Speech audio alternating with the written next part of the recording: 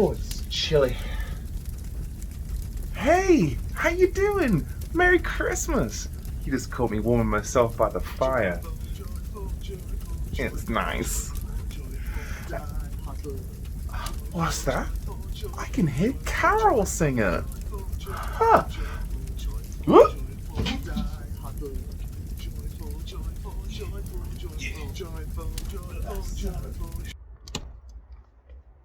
Ah.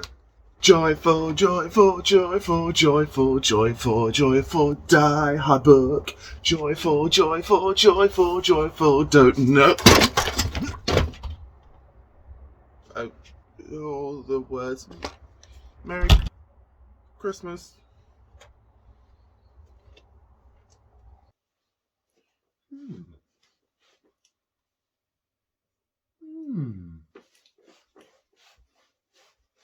Oh, God.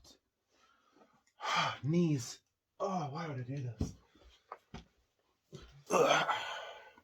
So today, kids, we're going to be doing a story reading of Die Hard Christmas. This is a book written by Doogie Hunter and illustrated by J.J. Harrison. And, well, it should be fun.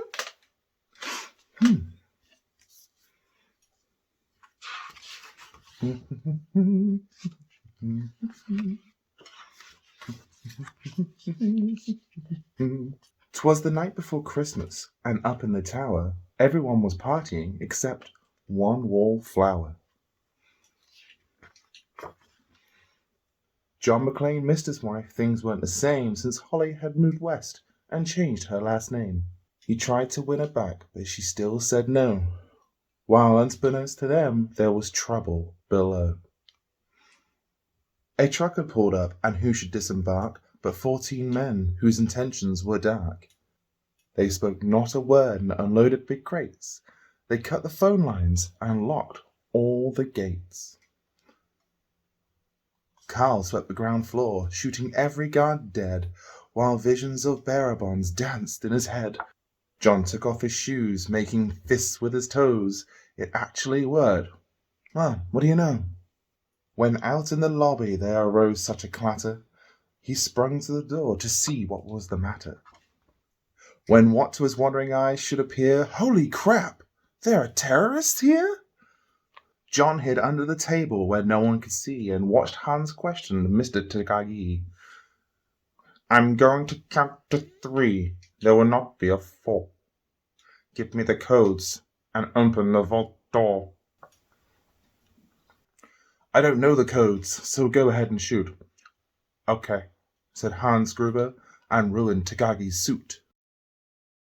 John tried to call the cops by pulling an alarm, but instead called the bad guys who tried to cause him harm.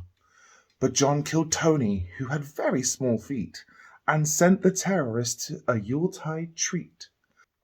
He put a Santa hat on the German, and eyes all aglow wrote, Now I have a machine gun. Ho, ho, ho. Carl was furious. Tony was his brother. He chased John across the roof, and they shot at one another. John was able to escape through the ventilation shafts. Come out to the coast, he sighed. We'll have a few laughs. At Nakatomi Tower, Sergeant Powell appeared. He checked the whole lobby and saw nothing weird. He was pulling away, but didn't get far before Marco landed on the hood of his car. Powell drove away backwards, screaming in fright. Welcome to the party, pal! John yelled with delight.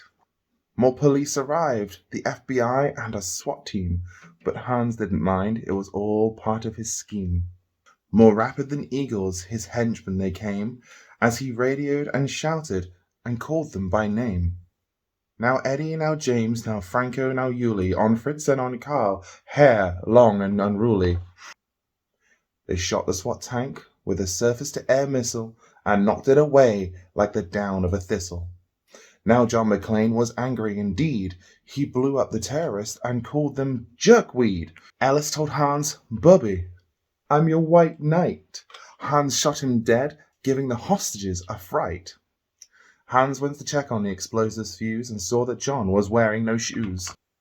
John fled from Carl and Hans, but alas, he had to run barefoot over sharp and broken glass. His feet, how they hurt, his soles, oh so bloody. John crawled to the bathroom and called his good buddy.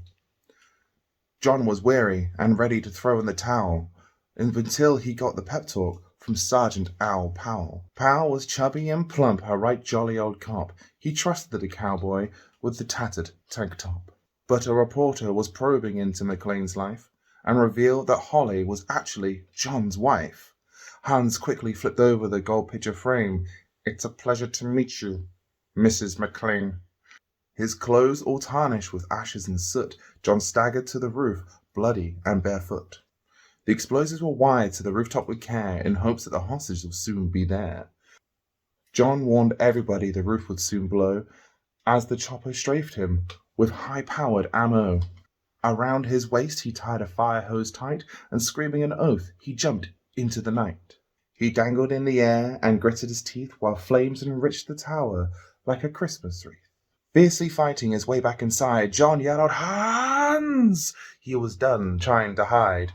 He limped to the vault like an old man on crutches, only to find Holly in his filthy clutches. John dropped his gun, put his hands on his head. It seemed he and Holly would soon be dead. But with a secret gun taped to his back, John shot Hans with a surprise attack. Hans fell out the window, still holding Holly's arm, and slowly, deliberately raised his firearm. The tenacious villain held on by his nails till John unhooked Holly's watch and said, "Happy trails!" Bearer bonds fluttered like fresh fallen snow as Holly embraced her blood-splattered beau. So Merry Christmas to all, be kind to one another, and most of all, yippee-ki-yay, motherfucker. Wasn't that fun, kids? That was Die Hard, the story of John McClane in the Nakatomi Plaza in LA.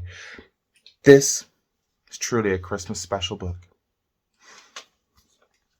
Anyway, I'll be back in the new year with games and stuff. So, wait until then. Bye. Oh, the weather outside is frightful. Fire is so delightful. Since we got a place to go. Let it snow, let it snow, let it snow. Dooby-dooby-dooby-doo. Doo-doo-doo-doo-doo-doo.